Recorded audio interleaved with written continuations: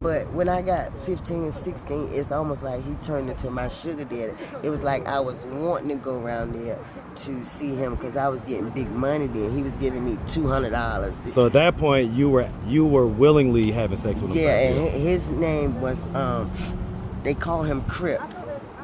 Now his kids need to know that because his kids never knew. I went to school, me and his daughter was in the same grade when he was doing this to me. What's up, YouTube? It's summertime and things are heating up in Atlanta. Make sure you go cop the merch at AtlantaStreetInterviews.com. Now back to the content. You probably honestly felt that way. He just verbalized. At that time I did because I was... And so it stuck with you. Did any like molestation or anything like that ever occur? No, but in foster care, you know, one time, the first foster parent I ever had, her brother used to come from New York. He's dead now. And I remember being pulled by the ankles down to the foot of the bed because I slept in the bed with her daughter. And I remember some fondling, but for as penetration, it was one more guy. He's dead too. And some kind of way, God gave me the chance to, he died 7 days after I went to see him and confront him on my... On what happened? Doing that to me. How old? So this was ongoing. He did it more than once. Yeah, he did it during the ages of 12, 13, 14. And I remember my grandma, I used to lay in the bed, my grandma, she used to tell me stories. And, you know, she knew my mother had a wild life. And she used to say, if anybody ever try to molest you, hold your legs close together. And they'll think they in you, and they're not. And that's what I did with that guy. And it saved him from breaking my virginity, so he never really molested me. He thought he was in. I just remember stuff being all over my legs, which was the, you know, the come from him or whatever. And my grandma saved me on that. You know. Listen, you may have just saved somebody else just by telling that story. He thought that he was in me, and he wasn't. And I did what grandma told me to do. But when I got 15 and 16, it's almost like he turned into my sugar daddy. It was like I was wanting to go around there to see him because I was getting big money then. He was giving me $200. So at that point, you were willingly having sex with him? Yeah, and his name was, they call him Crip. Now his kids need to know that because his kids never knew. I went to school, me and his daughter was in the same grade when he was doing this to me. And at first, I used to watch her come to school with nice clothes on. She was popular, and I used to come to school with bum clothes on. And I'm like, your dad's molesting me. Every day I walk past her in class, in school, in the hall, and I wanted to tell her, your dad's molesting me. You coming to school with nice clothes on, you're popular. I'm looking like a bum because my mama on crack. And, you know, it's plenty of times I want to tell him that. But Crip from Suffolk, I can't remember his real name, Raymond, he's dead now anyway, but they know who I'm talking about. The people from Suffolk, Crip, Raymond was his first name, Virgil, and I forgot his daughter name, Anisha, or something like that. I can't remember, but... Hold on real quick, all right, quick interruption, but that's wild. So you were going to school with her? Yeah. And what were you thinking? Like, I guess you was thinking like your dad's molesting me, but what other, like, did you ever think like, ha, you don't know what your dad's doing to me? No, it wasn't funny. I didn't ha, but I was like, you know, I was mad at her. And then as I got older, I started saying, I wonder is he doing it to her? Because she was just as pretty as I was. You know? And I wonder, was he doing it to his own daughter? And then when I got a chance to confront him, I had my kids are in junior high school, and I started working in Suffolk while I was living in a hostel. And one day I got off work, and I couldn't understand for the life of me why I was getting off work and my car was heading to his house, because he always stayed in the same house. And I got there, and I just wanted to confront him and tell him, did he know how old I was? So when I got there, and he came to the door, and I said, hey, Crip, how you doing? He said, hey. I said, you know who I am? As he let me in. He said, yeah, you Brenda's daughter, right? I said, yeah. I said, Crip, I came here because I wanted to ask you something. I said, I want to ask you, how old was you back then when we stayed over there, you know, in Atlanta? Because he ran the liquor house in my neighborhood. Okay.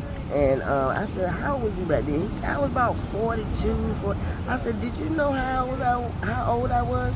He was like, well, you was about 17, 18. I said, no, girl. I was probably like 12. And he said, no. You know, like, he didn't know how old I didn't even have no fucking titties. Okay, so you was like flat-chested and everything. Flat-chested and everything.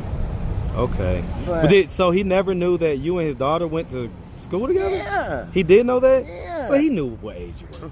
He knew what age you were. Okay. Because you're not like slim or nothing now, you know what I'm saying? Like, no, you know. I eat and I take care of myself. You know? Okay.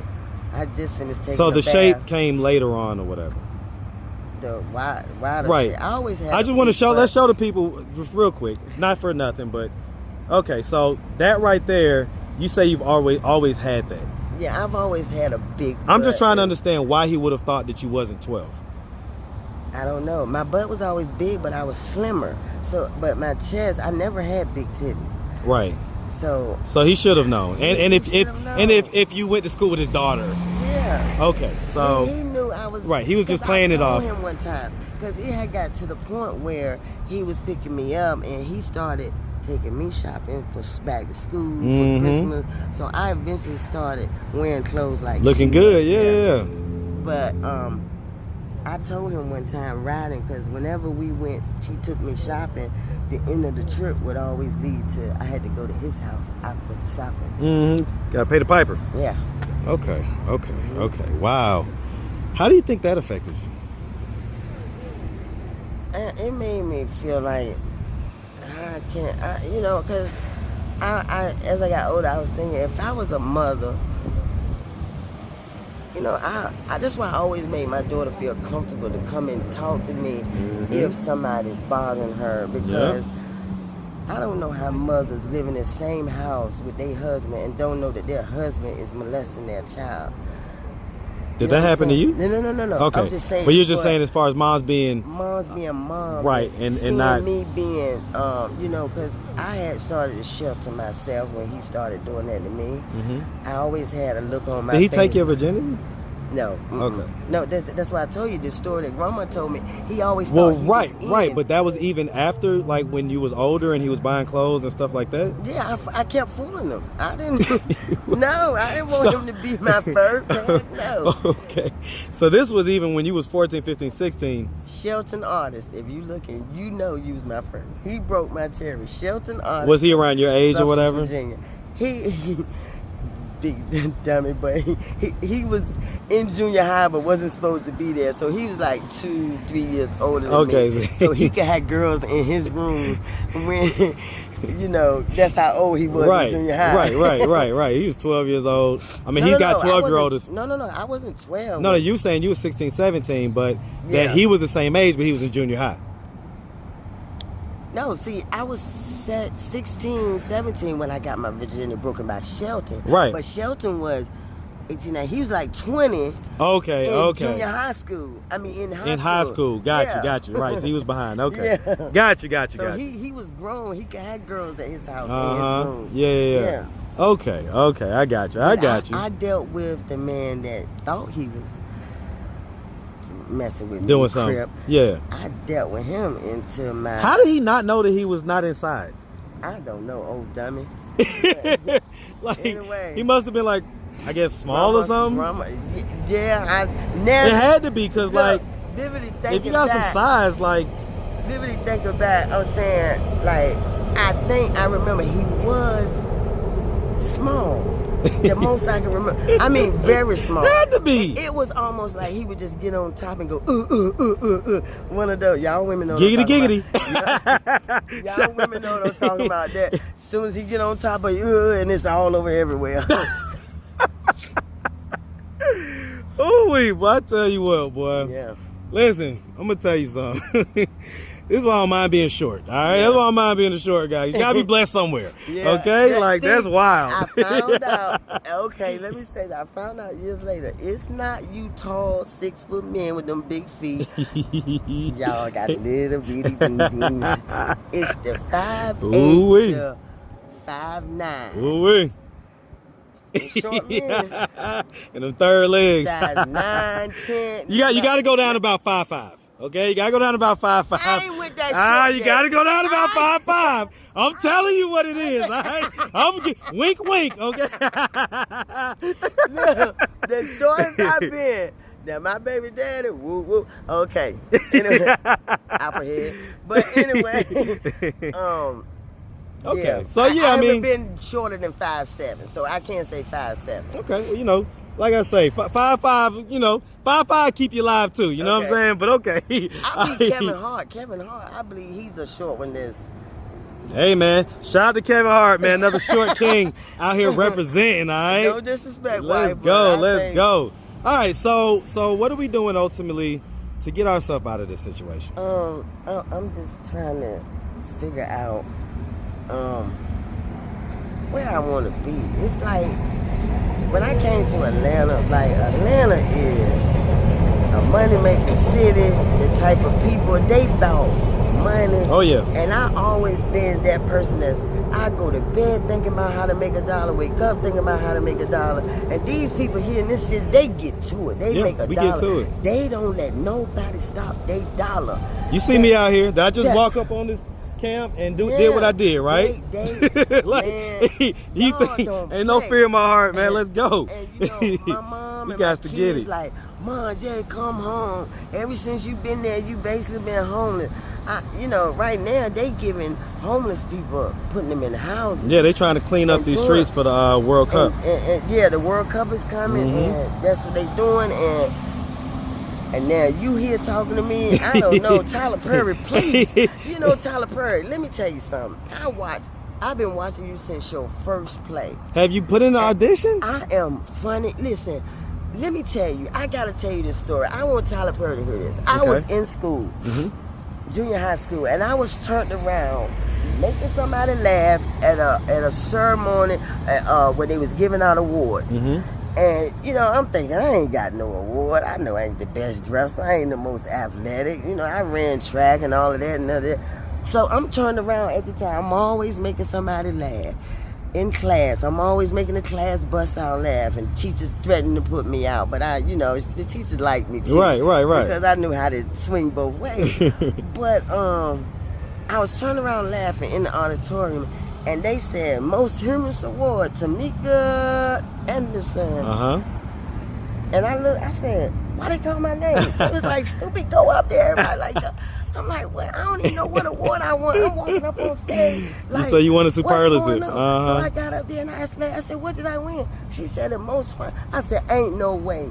My whole school thought I was the most funniest out of the whole school. Yeah, well, that's a good thing. All my life, people was like, Tamika, you should be a comedian. I'm like. So why haven't you gone and do it? Why haven't you gotten up on a open mic night or whatever?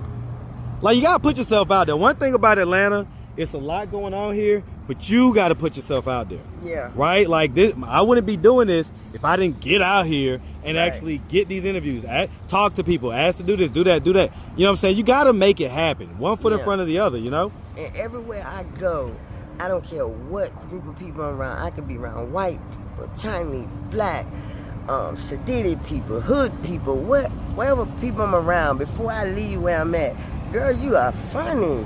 You should be a comedian. Well, you keep us cracking. People I just meet. I could be in the restaurant in line. Go up to the Trap City Cafe up on Bankhead on Thursday night and go do your Thursday night. Well, okay, this is Friday. So next week, go up there. I think they also do open mics at Uptown Comedy Corner.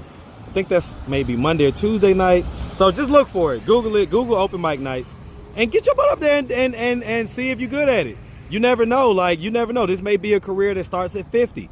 It happens for people, right? You get up there, you start talking your stuff, you let them know, hey, maybe being homeless is part of your set or whatever. And people are going to, if you got talent and things, people are going to help. People are going to invest. People are going to reach out. If you have talent, that's going to beat anything else. But I'm that kind of funny, that's why I love Tyler Perry so much, because it's just like what's the word I want to use? Just like a unexpected funny. I get it, but you got to be the type of funny. Write a script? You ain't got to write a script. If you that spontaneous and organic, Get up there for 5 minutes and just pop your shit and see what happens. Okay. Right? So because you're gonna minutes. learn. Yeah, open mic nights you typically get 5 minutes because they don't know if you're gonna be funny or not. They don't want you boring the crowd or nothing like that, right? So they give you 5 minutes. You get up there, you do your thing, and you get feedback, right? Nobody's gonna be perfect right away. Nobody's gonna be like the best comedian ever the first time to get on stage, right? But you're gonna get feedback. You're gonna be able to learn, grow, see what works, what doesn't work. But you gotta get it going. You gotta get it going, right? So you throw on this little stuff, you show your little booty out. Come on, everybody like a big booty. That's always gonna be a winner, okay? Especially here in Atlanta. And so you work your move. You work your move. You get up there, you tell jokes, you talk shit, you pop shit, you do whatever it is that feels good, natural, and funny to you, and you go. That's step one, and then 1,000 steps later, you're at a whole different place, and you're like, damn, that guy conversation really was a seed that got planted. So okay, you know what? It's called what now? Trap City Cafe. Trap City Cafe. And then Uptown Comedy Corner. But if anybody has a phone, just use Google and Google open mic nights, because there's more. Okay. Okay, and then just go to every open mic night that you can get to. Okay. Okay.